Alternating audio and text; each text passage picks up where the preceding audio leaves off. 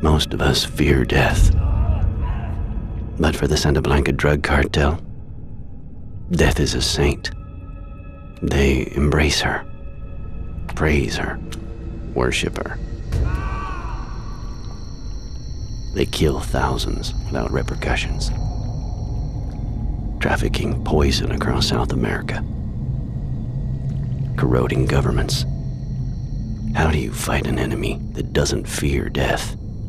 Maybe you hunt them from the clouds. Hi, it's Dory here for Gamereactor. We're at E3 and we're talking about one of the big surprises at E3 here for Ubisoft, Ghost Recon Wildlands. I was surprised, of course, as everyone was when they dropped it at the end of the conference. Let's just start right at the beginning. What is Ghost Recon Wildlands? So Ghost Recon Wildlands is a military shooter set in a massive open world that's been designed from the ground up to be playable both in solo and up to 4-player co-op. The game is set in Bolivia about 4 years from now, where the Ghosts, who are an elite special forces team, are dropped behind enemy lines to basically cause chaos and to disrupt the alliance between the Santa Blanca drug cartel and the government.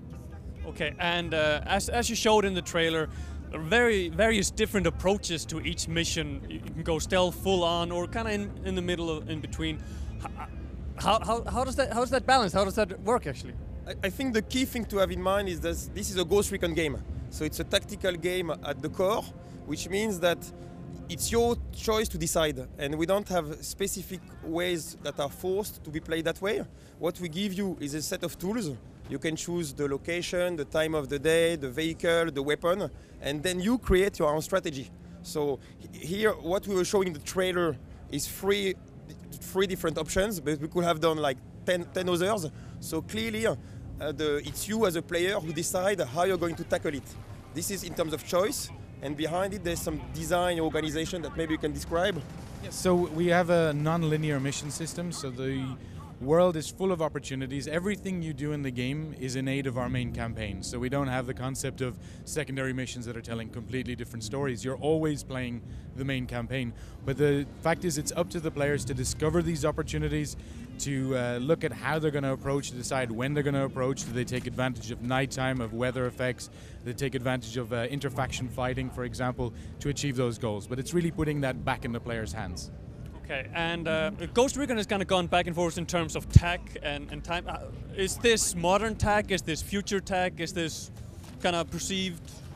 How's that? So the game is set 4 years from now. So the idea with that was we could give a kind of what-if situation. It's a work of fiction, but we still try to be thematically accurate. We're a Tom Clancy franchise, so we try to reflect that in the tech. The main thing that you'll see today in the demo and the trailer is the use of the drone.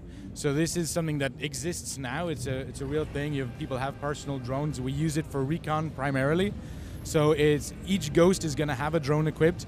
They're going to use it to scope out the battlefield, look for opportunities and threats, and be able to share that kind of intel with their friends. Okay. Now, the game is set in South America, but I kind of thought in the trailer you zoomed out and then you can see more of the world. Yes. So when you see more of the world, it's really to show the impact of the drug trade on the world. So in our story, we have the Santa Blanca drug cartel have moved into Bolivia, have turned the country into a narco state and control all aspects of production and smuggling. And they have trade routes going out to Europe and North America and all over the world. And that's what we're trying to show, is it's not just a local struggle, it's a worldwide thing. Okay. And I mean, like I said, it was a huge announcement in secret, but you've been working on it for quite some time. Where are you at in development right now? So, you know, most of the guys from the team have worked on the previous games, on Future Soldier, on Grow 2, etc., Grow 1, etc. So we've spent 3 years on this game.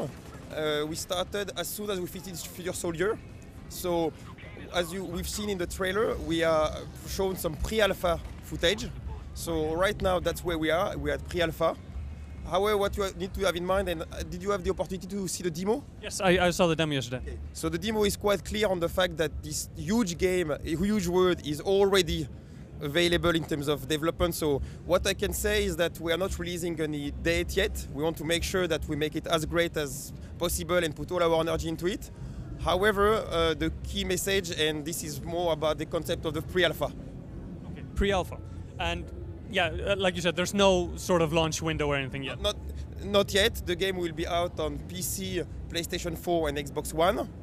But for us, the most important thing, and that's why we have the demo, is that the people can see that what we're showing is already where we are. It's a real game. It's not just intent. We're playing it here at the booth, so we can show you that it's really going on. And of course, it's 4-player co-op, so it's going to be online. But is there any sort of local co-op as well? Absolutely. So the idea is that the ghosts are always a 4-man team. In our game, it's always 4 men. So we have a solo option where you jump in as the first ghost, and you're going to be supported by AI teammates. And then as friends become available, real human friends, they can jump in and swap in for those teammates. But absolutely, we're not restricting you that it's only co-op or only solo. And what is also important to have in mind is, of course, you don't need to be always connected so that you can play. So if you decide to play this alone, you're able to play it alone. But what is also crazy is that it's difficult to grasp right away, but this game is at the same time co-op, open world, military and shooter. And that's just not one of those elements. So all those elements work together and they're already running. Absolutely. Last question, yes. You said with the drop-in, drop-out, does it then carry over the progression of the first host player, or how does that work in terms of the story? So at this stage, we don't go into detail of host or how the technology works or how those things work, but the idea is to be coherent, and from a design point of view, it means that the players have their own progression. So when you jump in and out of people's sessions or people are joining yours, they bring their own progression with them. And so you're going to share that with your friends, but if a friend leaves or you leave or you play together just for a few minutes and then you go apart again, you're going to always be advancing your game.